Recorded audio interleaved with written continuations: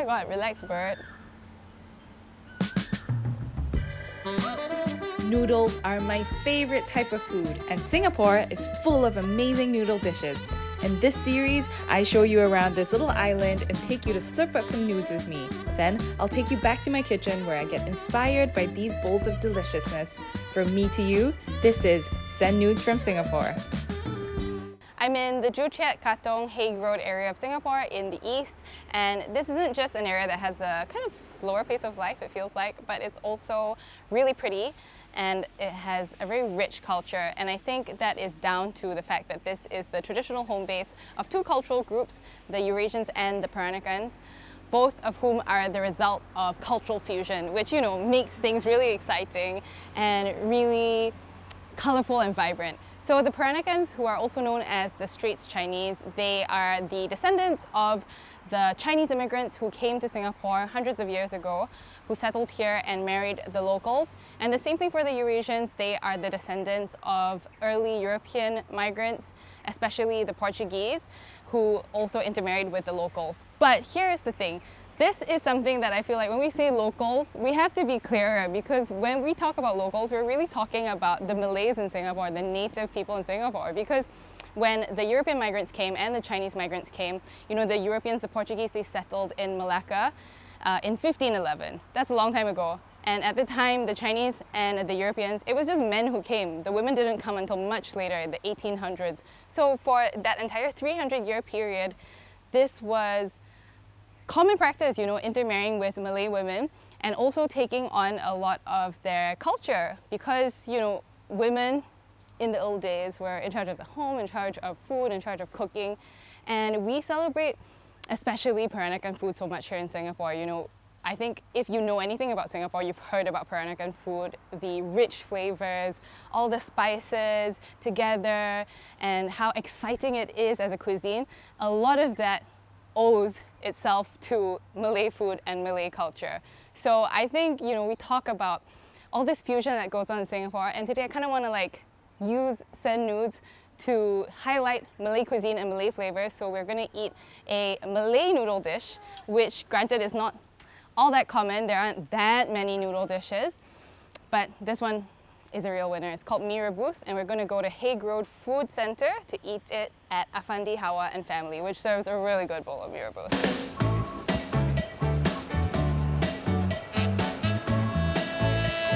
I'm very excited. Actually, to be totally honest, Mee Rebus is not what I would choose to order at a stall like this, because I usually go for mee soto or at other stalls mee siam, but Mee Rebus is super special, so that's what we're showing you today.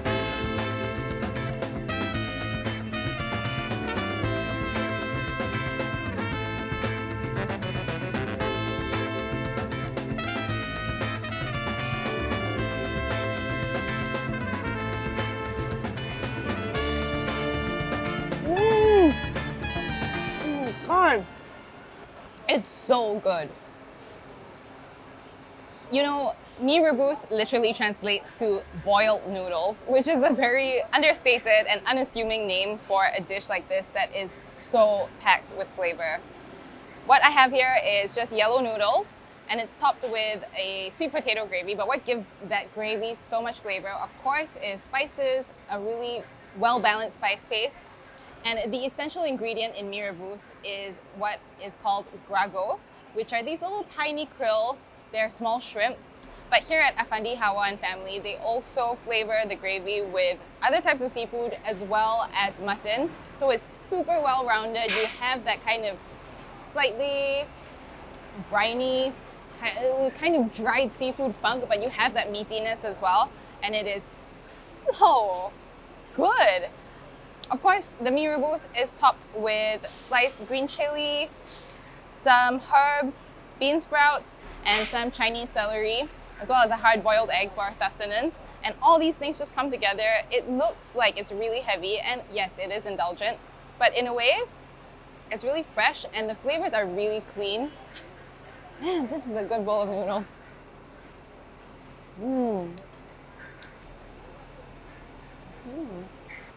From afar, this kind of looks like a plain brown gravy, but if you take a close look, you can see the bits of spices and the bits of the dried seafood that are in the sauce kind of just scattered throughout this gravy. And that is what gives this so much flavor. The sweet potato, and there's peanut in there usually, they sound like ingredients that when you eat it, that's what you'll taste, sweet potato and peanut. But honestly, they are just kind of doing their thing. It's like they're in a choir, everything's singing together, but you can't really hear them over the choir. Does that make sense? Because yes, the sweet potato, it gives that sweetness, it gives this body, this thickness.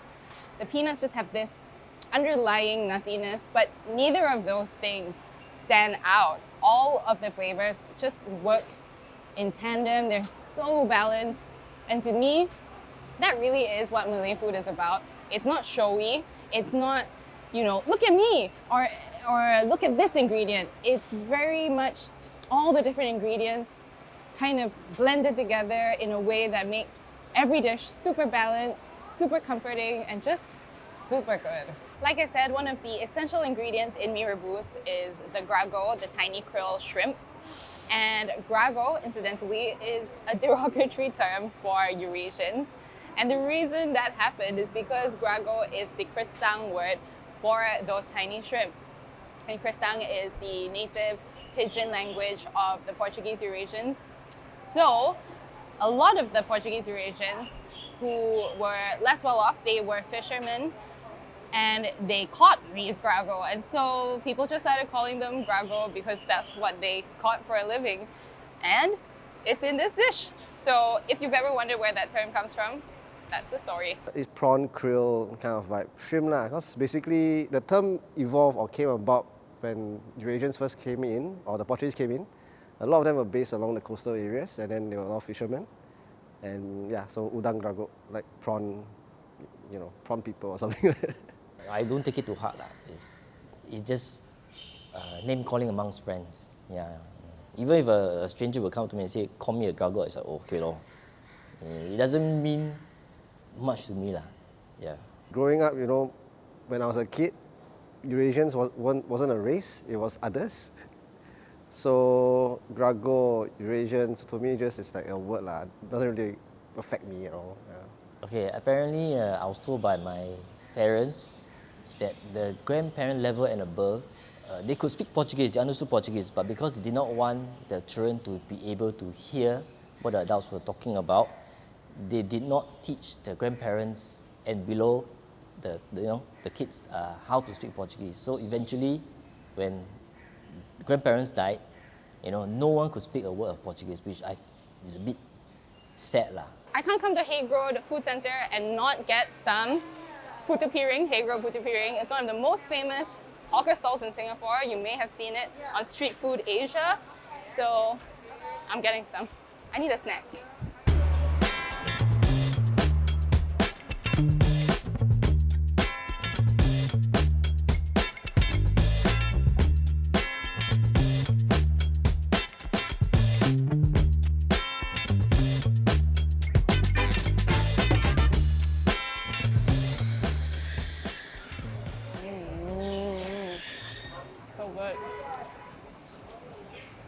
The thing about Malay food is that when you look at the recipes for different dishes, you'll see a lot of similar ingredients in the rempah and the spice paste, like ginger, garlic, dried chili, shallot, galangal, lemongrass.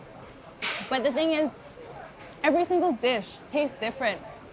The way that these ingredients are blended together, the way that the different cooking styles bring out different qualities of these ingredients, it's just magical. I think Malay food is magical. I think that if you come to Singapore and you don't at least dive into a little bit of Malay food, because honestly, there's so much to it. And today, I barely scratched the surface with you. I think if you come to Singapore and you don't do that, then you're really missing out on a lot of flavor, first of all, but also an understanding of the flavors of Singapore cuisine, because really, a lot of the celebrated cuisines like Peranakan cuisine, Eurasian cuisine, and a lot of other Singaporean dishes, those flavors, those techniques, those ingredients, they come from Malay food and Malay culture. And this is a cuisine that needs to be celebrated, it needs to be highlighted, and it should be just learned about, eaten, just, it's so good. So I'm definitely feeling the pressure now that I'm about to return to my own kitchen and try to cook something inspired by the Mee Rebus. I have some ideas, but I don't know if they're gonna work. But that's kind of the point, right? It's all an experiment. To me, I just want to really highlight the umami seafoody flavor, that meatiness, the really balanced sweetness that I had in the Mee Rebus from Afandi Hawa Family. So yeah, things are going on in here. I don't know what I'm gonna cook for this episode because I really racked my brain. I was like, okay, sweet potato, but it wasn't super sweet potato-y. A little bit of meat. It wasn't really meaty. Yeah, there was like the hint of dry seafood, but it's not really exactly like seafoody either. So the way that they control all these elements and they come together is so good. I just feel like really pressured by the task at hand. So I know I want to make something with sweet potato. I've got the sweet potato here. Basically, I could do either a sweet potato noodle, like a sweet potato pasta dough, or this is a little controversial, I could do sweet potato gnocchi, because I was kind of thinking that sweet potato gnocchi, well, gnocchi is like quite starchy, and Mee Rebus as a dish is pretty starchy. It's like a very starchy gravy on starchy noodles. So I kind of thought that the gnocchi would, do that starchy thing, but is gnocchi a noodle? We're kind of getting existential here in Noodz, but I don't know. What do you think? I mean, I don't know if gnocchi is really a noodle, but it's in the same genre. What do you think? I don't think so. Oh, disagreement. So, but you know what I mean? Like gnocchi starchy, right? Okay, what do you vote for? Sweet potato gnocchi or sweet potato noodles? Pasta. Sweet potato pasta. Oh. I think Samba voted for sweet potato pasta also.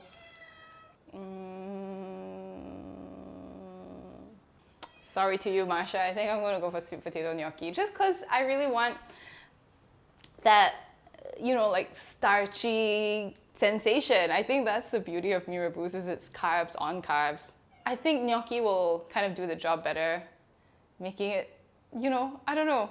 We'll see. If you disagree, let me know in the comments. If you think that gnocchi is an affront to the concept of noodles, let me know in the comments. So here's my idea. A sweet potato noodle base, in this case gnocchi, and then taking that meatiness, kind of extracting it from the Mee Rebus gravy, I'm going to make kind of a lamb ragu gravy thing. I'm going to slow cook the lamb with some aromatics, and then that's going to be the sauce that coats the sweet potato gnocchi. And then on top, just for crunch, because you need crunch in a dish like that, but also for that extra dried seafood flavor that was in the Mee Rebus, I'm going to make a gremolata, which is kind of like a crunchy topping of breadcrumbs, lime zest, Chinese celery, and sakura ebi, which are these little small Japanese dried shrimp. And I think they're the closest I'm going to get to the grago, the tiny little krill. So it's kind of a weird dish, yes. I don't know if it's going to work. Let's just try it. First things first, I'm going to make the dough for the gnocchi. So I'm going to peel these sweet potatoes. I'm going to steam these cubes of sweet potato until they are very soft enough to mash with a fork, and then we'll make the gnocchi dough. The sweet potato cubes have cooled down completely, so I'll transfer them to a bowl. This is hard. I'm going to use some potato masher. Okay, 375 grams of sweet potato mash. I'll just try 1 egg to begin with. Oh, salt. A teaspoon? Okay. So now I'm going to add the flour bit by bit. So you want something that holds together, but with gnocchi, you're also not trying to make it super floury because that makes it very dense and chewy. And you kind of want something light and airy when you're making gnocchi. So the idea is to not add too much flour, just enough to bind the mixture together. That's kind of holding together. It's a bit wet, but I think that's okay. I would rather it be a bit wet than too dry. So, I don't know why I stopped it. It doesn't smell of anything. The surface is well floured, so I'll just take this. I'm gonna flour the top as well. And instead of using a rolling pin, I mean, this is a very pliable dough. So I'm just gonna press it with my hands. Now I'll just use my bench scraper to cut out little rows of this dough. Then I'll just cut out little kind of pillows from each row of dough. And you can kind of shape them into slightly more cylindrical shapes, but I quite like them like this, square. And I'll just dust them in a bit of extra flour so that they don't stick together on the plate. I'm just gonna let these sit in the fridge while I make the sauce, which is gonna be that kind of Mee Rebus-ish lamb ragu. But I don't want them to dry out, so definitely wrap them up well. Ah! I squished one. Now I'm gonna make the base of the lamb ragu sauce. I guess I'm going for something like pretty traditional-ish. Just the shallots, garlic, galangal, and then also some lemongrass to just perfume the whole thing. Obviously, this is kind of an Italian-inspired dish with the gnocchi, but I want it to still taste like Mee Rebus. So I'm just gonna put everything into kind of a chopper so that it gets fine enough. This is galangal, but if you can't find that, you can also use a bit of ginger instead. Even though you're using, or I'm using a blender, you still have to, well, I don't know why I keep saying you. I'm just avoiding the fact that I have to do it, but I still have to cut this pretty finely because it's very, very hard and very fibrous. So you need to help, I need to help the food processor along. This is extremely untraditional. You don't see this in a rumpa or a spice paste usually. This is just celery, but you know, Italian ragus always need that base of aromatics, which is usually some form of onion, celery, carrot, and Mee Rebus is garnished with the Chinese celery, so I thought it would be nice to just kind of tie it through with a little bit of celery blended up in the aromatics. Okay, everything's finally chopped. That's the aromatic base. And now I'm gonna start frying up the sauce. Those aromatics are cooked through, the raw shallot smell is thankfully gone. So I'm just gonna throw in the lamb cubes. One of the key flavors in the Mee Rebus gravy is actually taucho, which is the Chinese fermented soybean. It adds a lot of umami and depth. And I haven't got any at home, so I'm just gonna use miso. It's not exactly the same, it's similar. Miso is less salty than taucho, so I'll just add a bit of salt. In the way of spices, I'm not trying to make this a super spiced dish just because I feel like it won't go with the gnocchi, but I'm gonna add a little bit of ground coriander powder. In the interest of time, I am gonna cook this lamb ragu sauce thing in a pressure cooker just so we can get to the end faster. I'm going to add some water just to cover it maybe 3/4 up of the way, and a little touch of sugar just to bring some sweetness, and then I'll let this cook until it's really nice and tender. The last final thing is just one sprig, what do you call this? One stalk of lemongrass. The word escaped my mind for a second.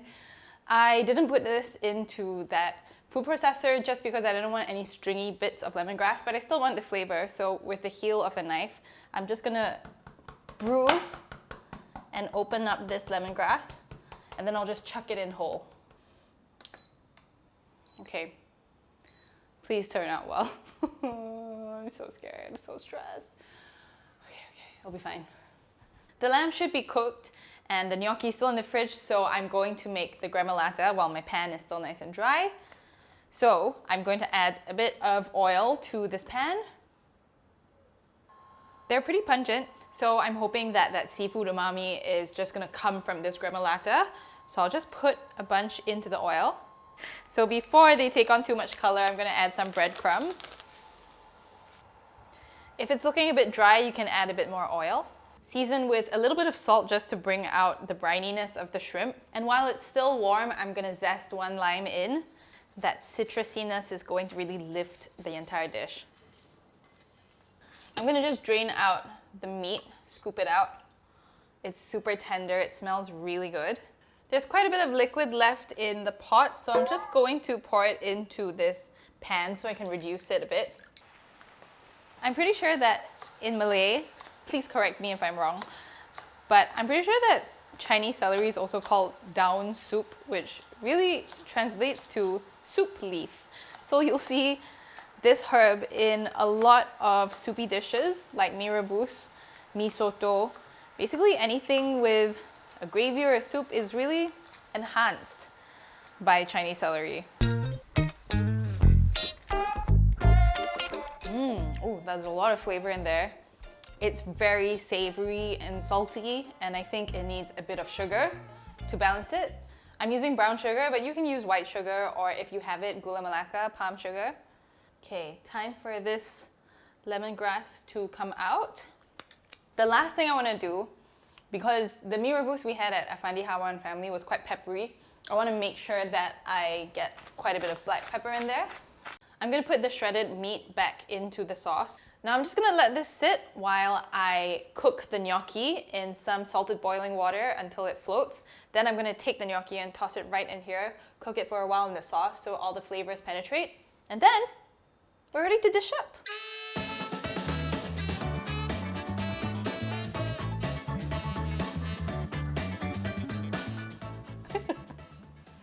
I don't know what this dish is. My brain is confused. It smells like meaty, but it also smells very seafoody, herby. This is going to be a failure. I do not like to do things badly. I'm a perfectionist. So if this doesn't taste good, I am going to be crushed. Just saying.